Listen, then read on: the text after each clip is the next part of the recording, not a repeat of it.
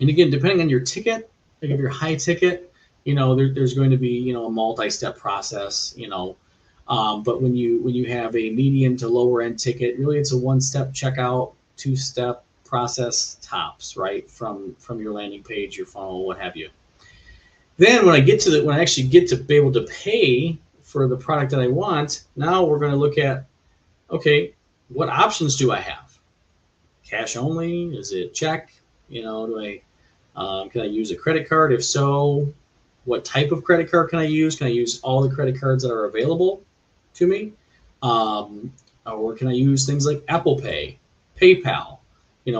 Having multiple payment options really lowers friction because you're casting a wide net to a wide variety of your audience. And also it's good to know your audience and the demographic, because then you kind of know, like based on the generation, what they prefer to use for payment. And there's a lot of solutions out there that are able to be integrated with your business. So that's something to check into to keep your friction low in the buying process. Next is to provide clear information, right? So if, finding out what your buyer hesitation is truly valuable. And you can use AI to help identify those and then pick the top 3 hesitations that you feel your buyers may struggle with, and then identify those out in the open. Be upfront with them, convey those, like, I know you might be thinking about this. Have you thought about this? And then we also know that that's an investment. So what we've done is we've done this, right? And navigate that client around the hesitation. So subconsciously offering risk reversals or anything to keep that buying process, the friction of that buying process, very low to minimal. Now we start with why. So the golden circle starts with why. Why do you do what you do? It's important to ask ourselves this, but it's also important to convey this so that others don't have to ask. We tell them why. So in your business and why you do what you do, why do you do what you do? Okay. And your organization exists for that purpose, and convey that clearly and effectively to your prospective audience. Because then that'll lead into how, right?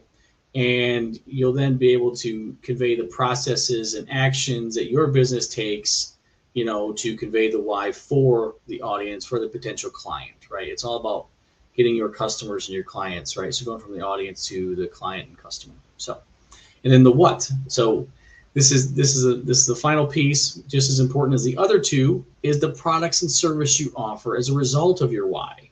Okay. So are you trying to provide benefit? Or are you trying to solve a problem? And if so, how do those products or services relate effectively so the audience has a clear and concise message to say, oh, that does solve this problem. I want to purchase this, or I want to take action. So starting with why, going to how, and then defining the what is something that should be really clearly identified in your business through multiple channels and creating that consistency throughout your brand. Next would be to think about investing into a quality CRM. If you've used a CRM, great. If you haven't, it stands for Customer Relationship Management. So what it's going to do is centralize customer data. It's going to help you automate tasks to reduce redundancy. It's also going to make personalized communication. It's going to basically tailor a message to your customer with their name, and then also some of the preferences and behaviors that they may have, right? That you've already identified from the previous slides. Then the most important piece is going to track your interactions. So you're going to have multiple touch points, but it's going to monitor all of them for what we like to call one of the best things to focus on in your business is your customer service. Because your customer service, it's one thing to get a customer, it's another thing to keep a customer. So we want to have high quality customer service so that customer retention remains high and attrition remains low. So that all that stuff is very valuable in your business. Next, we want to talk about building connections with your audience, right? So we want to look at things like engaging authentically.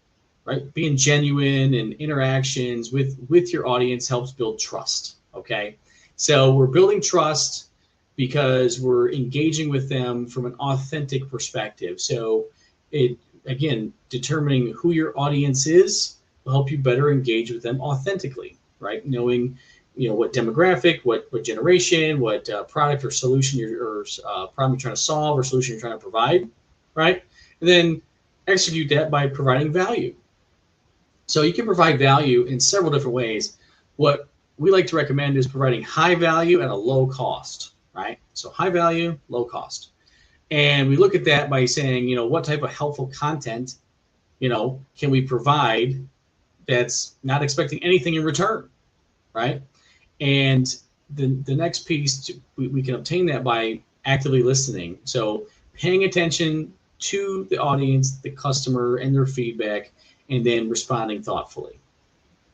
And then lastly, we want to do things like showing appreciation. Like, I thank all of you for taking the time today to listen and be on this webinar. This is great. We love to interact with people, and we like to work with small businesses and help them achieve goals for their business. So that's just something we want to recognize and thank them for their support.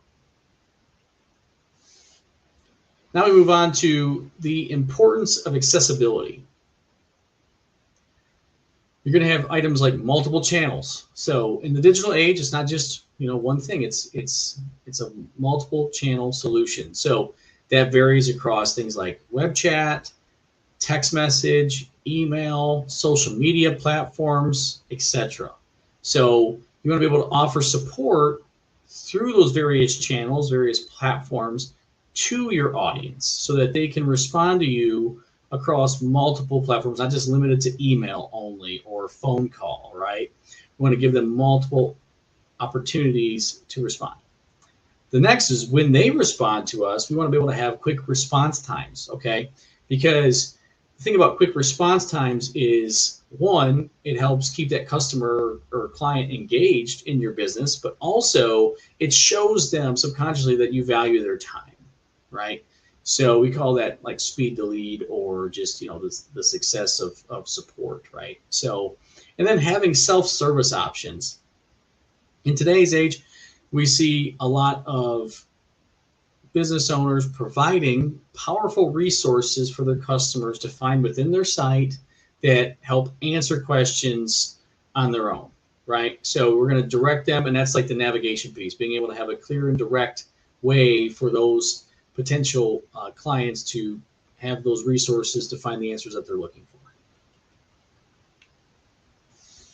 Now we move into something, an awesome topic, like charming your audience on social media.